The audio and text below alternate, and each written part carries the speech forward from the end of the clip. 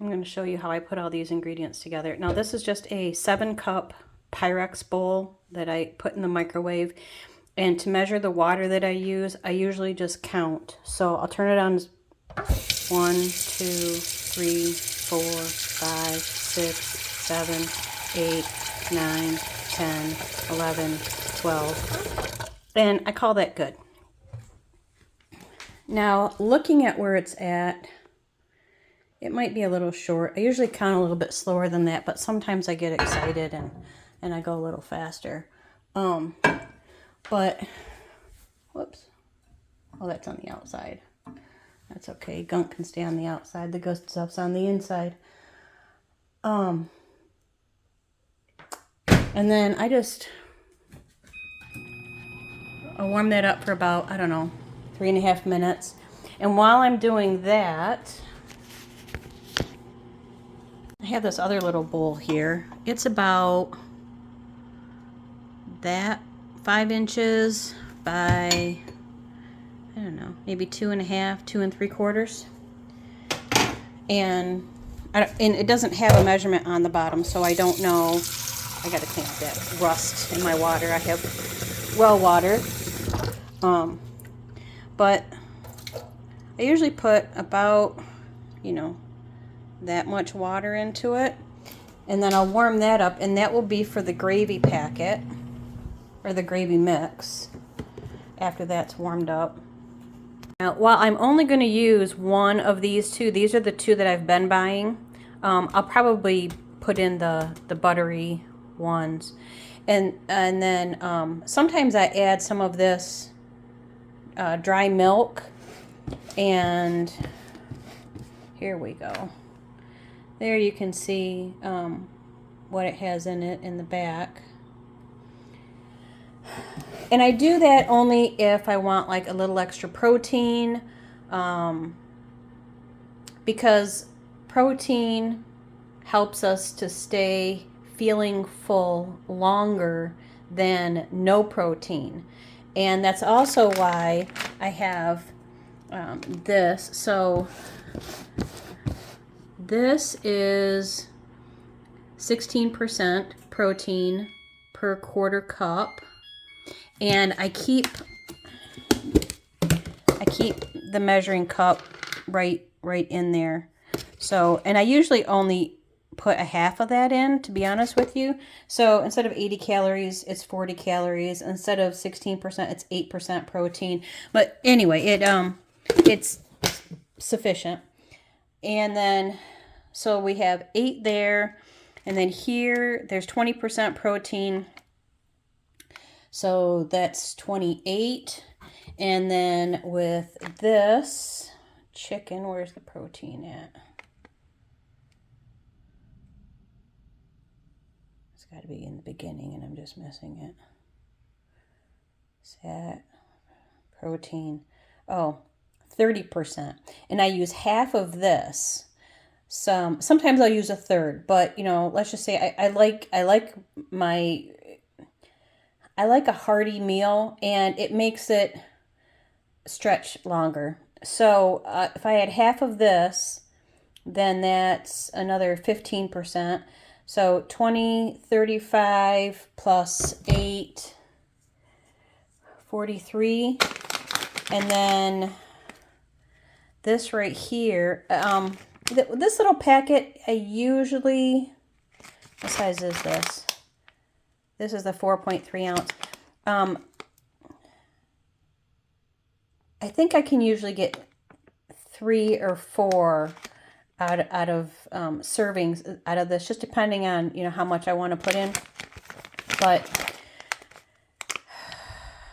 if we say 3 servings instead of 17, so let's say, again, we'll just round it down to like 5, because they could be healthy servings. And then so 5 times 5, 25, so there's 125 calories. Protein, 5 times 6 is 30.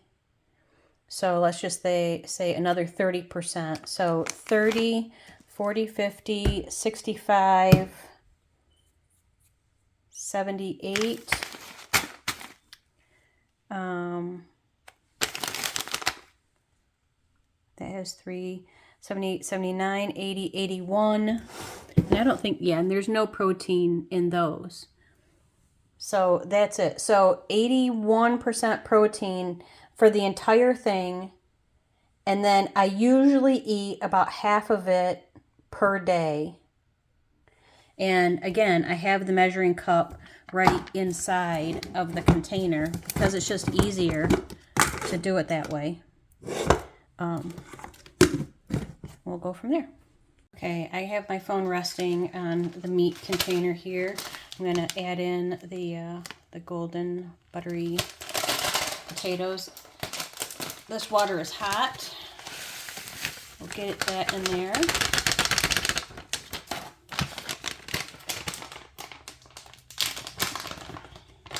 I know that little dry packet's in here somewhere, but if it falls out. And then I usually add, I don't know, oh, see? I guess I called it, didn't I? I usually add about that much. Well, depending on how much is left in the bag. Because, you know, I like it to be fairly, I like it to be fairly even. So I'm kind of staying, to create some consistency. I like consistency. Consistency is, I don't know. Those of us with ADHD and stuff, we have consistency issues. And we're very picky about what we want. And we get upset when we don't get what we want. And, you know, maybe we should start, you know, leaning into those things that upset us. Because, you know, like they say, there's always lessons to be learned when we step outside of our comfort zone. And, you know, I certainly have my own fears about stepping outside of my comfort zone. But this is what works for me. And I'm going to get the water in the microwave to heat up. Oh, actually, before I do that, let's switch this over to the milk stand. All right, so that I can get this ground beef out. So there's one very level. It doesn't look like it on the camera, but I assure you it's very level serving size. And then I usually do about another half because, you know, I like my protein. Oh, so we can add a little bit more protein to that too. So what was that? That was 20. So another 10. So whatever that turns out. And then I'm going to put this in the microwave. I'll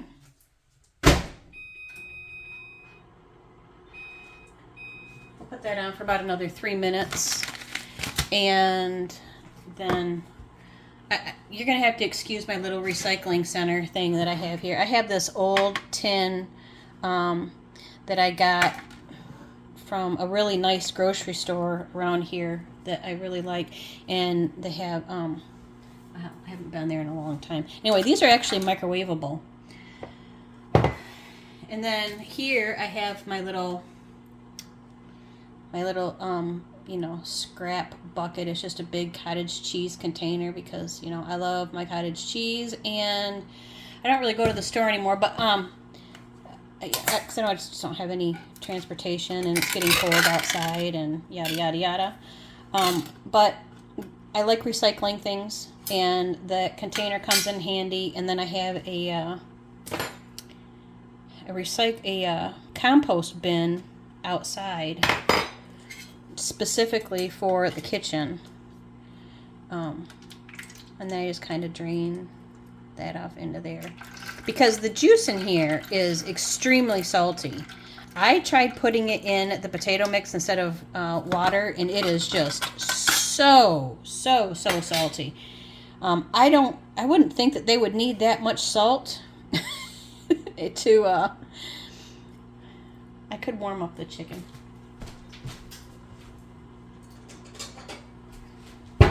So if you're not using canned chicken, this right here is a little Pyrex dish that says 10 ounces on it. You know, there's lots of little dishes this size, but we'll use this. Whoops. And then we'll get this out of the way. And then that juice I just end up feeding to the wildlife. I put it outside at night, usually the raccoons, the skunks, possums, you know, cat. Oh, there's a cat around here, stray cat probably. I haven't seen that cat in a while though. But I did see a skunk recently, and that was pretty cool.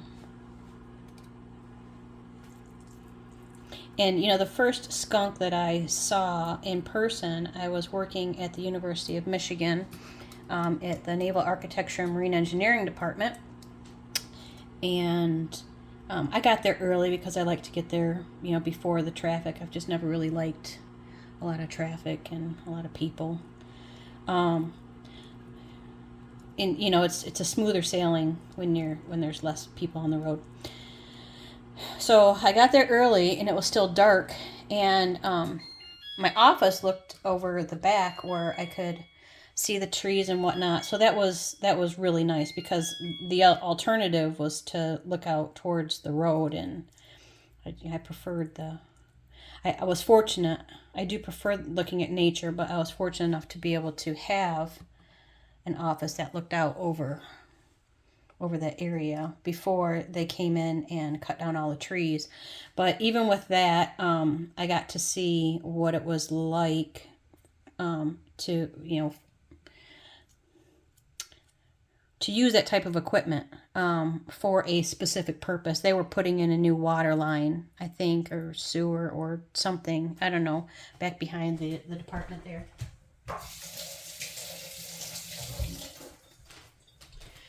It was just a small stand of trees. But anyway, the equipment was really cool. I like being a country girl. I just like... I'm going to get the water. I get distracted. All right. So, whoops. I probably shouldn't have left it in there for 3 minutes, because it made a mess all over my thing here. But I'm going to go ahead and put the gravy mix in here anyway, and then we can mix it up. And I don't measure how much I put in there. Whoops. I just kind of put about there. There's about that much of each of these. And because I'm using both chicken and beef, I'm using both of the gravy mixes.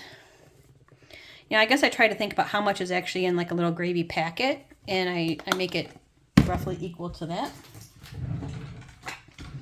I have this little tiny whisk from Dollar Tree.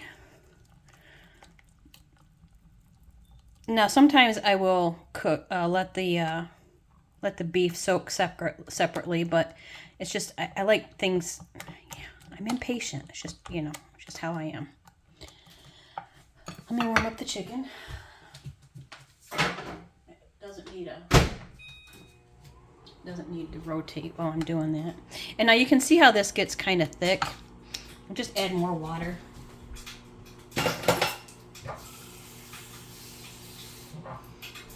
Because this is going to go in the potatoes, which are also thick right now. And while I you know, it's a nice hearty meal, I really like for the I like everything to blend together well, and it makes sure that I'm drinking a lot, because I'll drink coffee usually on and off throughout the day, a few times a day, and I'm trying to deal with, you know, more water. Drinking water is important. And speaking of water, let me get this out of the way.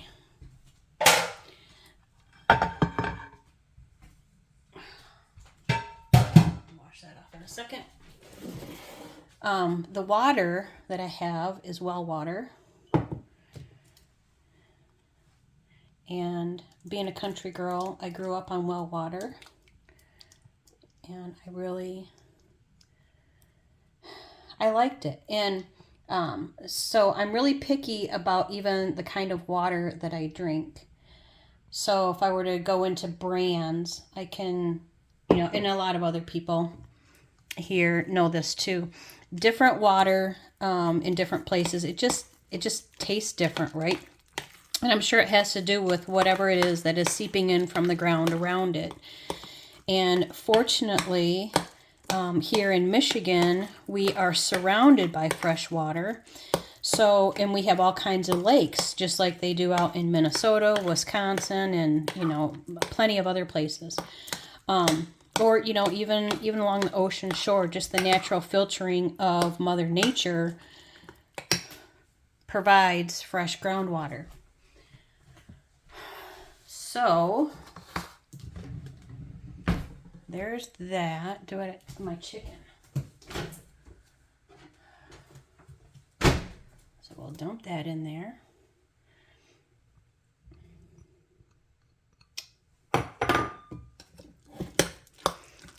And then if I need to add more water, I just add more water. I might add a little bit more water to this one because once it stays in the refrigerator, because I have eaten the whole thing before, but I really prefer to space out my portions a little bit more. So while I'll eat half of this in one day, I will actually eat maybe one of these little dishes twice a day, sometimes 3 times a day. And I'm full because there's so much protein in here that I don't, like before when I was eating other things, especially like a lot of carbs, I was just constantly hungry. And I know that I wasn't really hungry, but it did make me gain a lot of weight because there was a lot more input going in than what there was output, especially working at like a desk job. And I don't need that much food. And now that I can't go anywhere and I don't have any money to have anything delivered other than, whatever it is that the state provides, which is fantastic. I do appreciate it, and I absolutely love the fact that Amazon here in the States, along with a lot of the major grocery stores, they coordinate with the state to make sure that delivery of our food is there. So even though I don't have a vehicle, at least, if I don't want to walk, or if, I just prefer staying inside, I can have it delivered. And this allows me to do the little testing of what it is that works for me. And this is what it is that I've been eating lately. So this is what I will have for the next 2 days. And sometimes I got to get down here in the nooks and crannies because along the edge, because I like to get all of it. Yeah. We'll add a little bit more water. Oh, but as I was saying, I get sidetracked.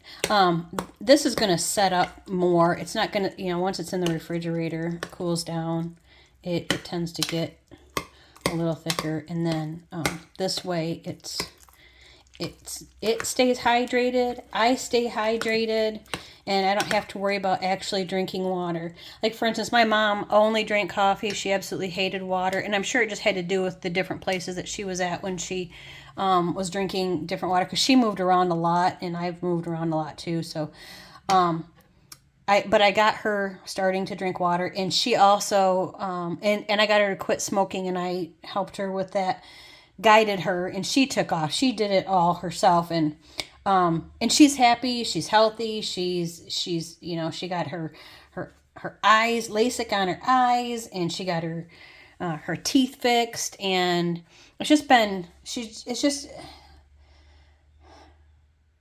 just so much happier now, and it is so awesome to see. Oh, and I also sent her all those videos, of course, from the Gaia, Dr. Josie, Rewired, Dr. Josie. See, My wires are getting all tangled up because I was also talking about water. So I grew up on well water that was really, really good. And the only bottled water that I've been able to come up with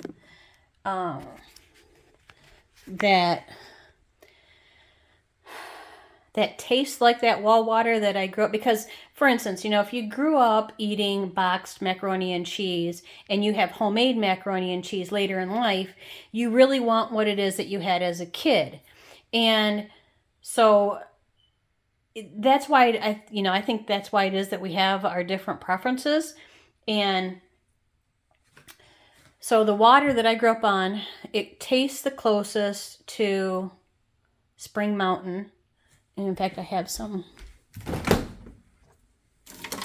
Ice Mountain. Sorry, Ice Mountain. And I had these in the freezer, but I took them out. And it says, please protect from freezing. Yeah, I know. I probably have some microplastics in there. But this particular one, Nestle Waters, Sources, Sanctuary Spring, Everett Spring, and or Pine Spring. But they're all from Michigan. And I have lived in plenty of other places in Michigan where the water was very sulfury, and it was probably just a really low well, overutilized. It was also surrounded by a lot of farmland. That was back when I had my horse, and I was riding him. He touched an electric fence. He spooked. I fell on the ground, and I'd ridden horses a lot before this point, and I got a concussion. And I had temporary amnesia, and he brought me home, and I don't even remember hardly, like there's little tiny flashes of me putting him back in the pasture, but he stood right up against that barn door. Anyway, it was that house that the water was absolutely sulfury, and it was completely surrounded by farmland. And, looking back now, it makes you wonder what chemicals were going in the ground that turned that water like that. And here I'm surrounded, and when I grew up, we didn't have all those chemicals that were going on the farmland, and it was really good water. So there's a comparison just in like 15 years difference from one house to the other. And now that I'm surrounded by, a lot more, well, I at least have the one small lake here. But it's nice that there are others not too awful far, farther than walking distance, of course. I mean, but there's the one, and even that's, like a mile away. So, but I think that still seeps down into the water table, and the water, and I don't personally put any chemicals at all on my grass. I like the dandelions that pop up, and dandelions are really an important part of the ecosystem because they bring nutrients up from the ground and they put it on the surface. And then, now here's the thing too, I also don't have any quote unquote weeds in my yard. Dandelions, to me, they're wildflowers. I don't have to plant them, and they may show up and they may not. It just depends on what the soil needs, because Mother Nature knows. Also, the grass that I have here, I haven't mowed it in a couple months, and honestly, it's probably, I don't know, it's probably about 4 to 5 inches long. I could probably go grab some grass and well, okay, I have this. We'll go find out how tall the grass is in the yard. But you can see I don't have any weeds. None. Over here, if I come over here, I know, my feet are on the grass. The grass is happy. I'm grounding. Now, you'll see a few patches like this where there's some other things that are growing. There's some moss that's growing, some clover. But really, this is like the only little area here that I have where there's anything like this, and it's really shaded. The rest of it, well, okay, and here's Here's also a little bit of it, but really the rest of it is just grass. So here's some really long blades. Oh, see if I can pull. Okay, well this, see if I can get one up from the root. I don't know. We'll do our best. Okay, so this one is including little root there to the little seed head. It's just a little over 8 inches. Oh, wait, sorry. Nope. I gotta move that down a little bit. Well, it's still right around 8 inches. So at the tallest, it's that long, but you can see it. If I put this here, it's really only maybe 4 or 5 inches tall, right? And the deer absolutely love it here. And I'll have these things that'll grow in the mulch. Like here's some clover. These little flowers here, they're dead now. They're dormant.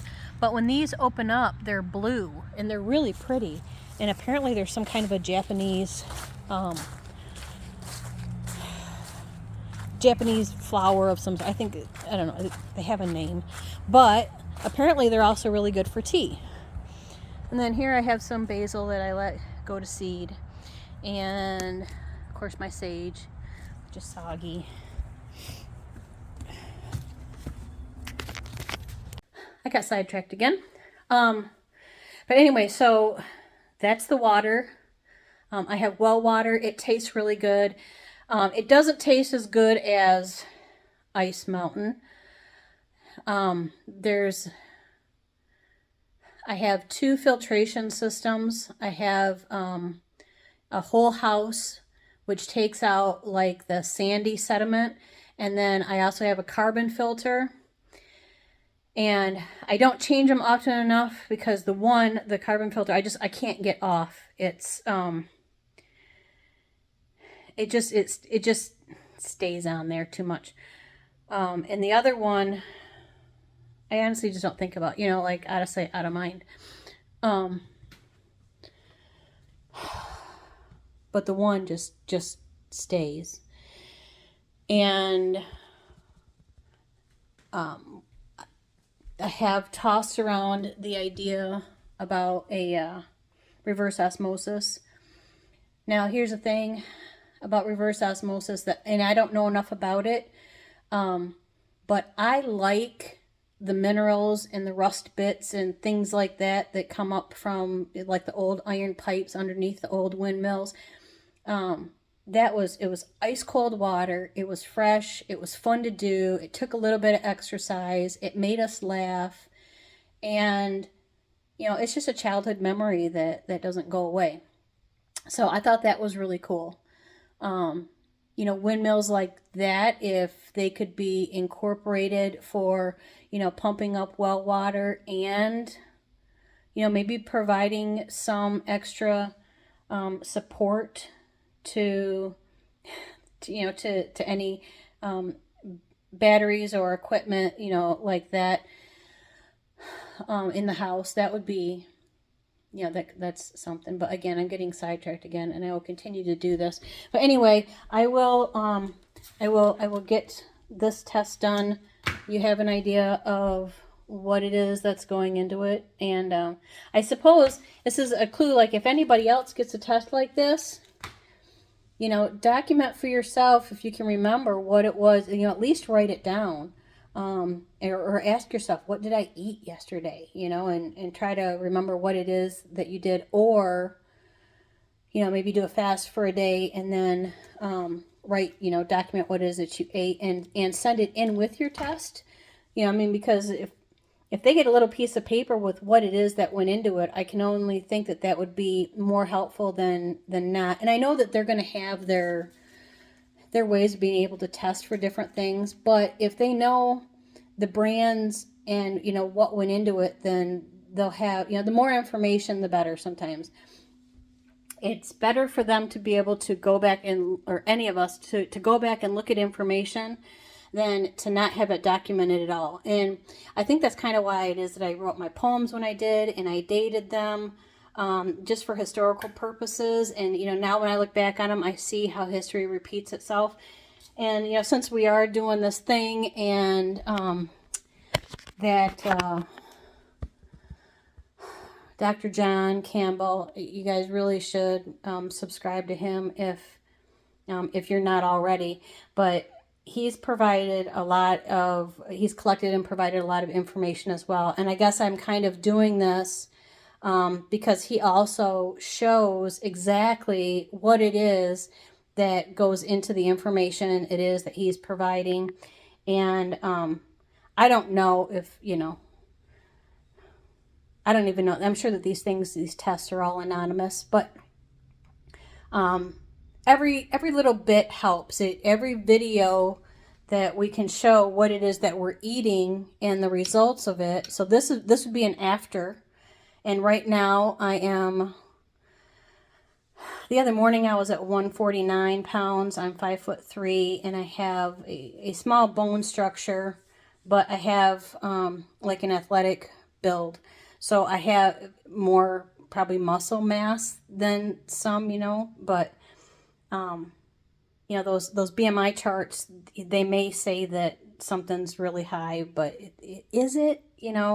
Everybody, like for instance, if I were to think about my niece, she is extremely thin, or at least she was. I haven't seen her in forever, and she's an absolute sweetheart. But when she was younger, both of them, they were really thin and frail looking, and I always thought, like we all have such different body styles, right? And so if a BMI, like they would probably show underweight or right on a BMI chart, whereas to anybody else, they literally were skin and bones.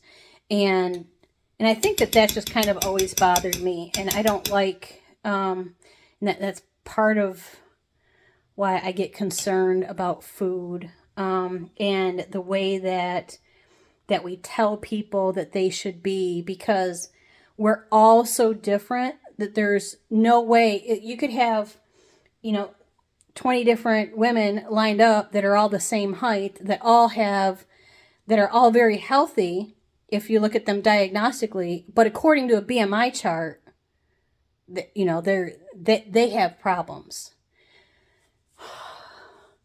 And these kinds of outside influences are what really have just always bothered me, and it's I don't understand that stuff. And congratulations, President Trump. I am excited that that your whole team is going to be helping to, especially JFK Jr., helping to get things healthy here in our country again. Because I think we all need that. And I think America is different in the fact that we do change who it is that we elect as our leaders, because it provides opportunity for all of us to grow. And we as a country cannot allow somebody else's opinion from the outside to tell us how it is that we're going to live our lives, when our own results from inside our own bodies and our own country is what it is that the results show us. So it doesn't really matter what somebody else says that our BMI should be, or how it is that we should run our country. Fuck you. This is how it is that we do it here. So I hope that these results reach the right people, and I hope that more people submit data to whoever it is that requests information that they may be wanting, to help everybody get healthy in the country again. So with that, I'm going to wrap it up, and maybe I'll see you later. Bye.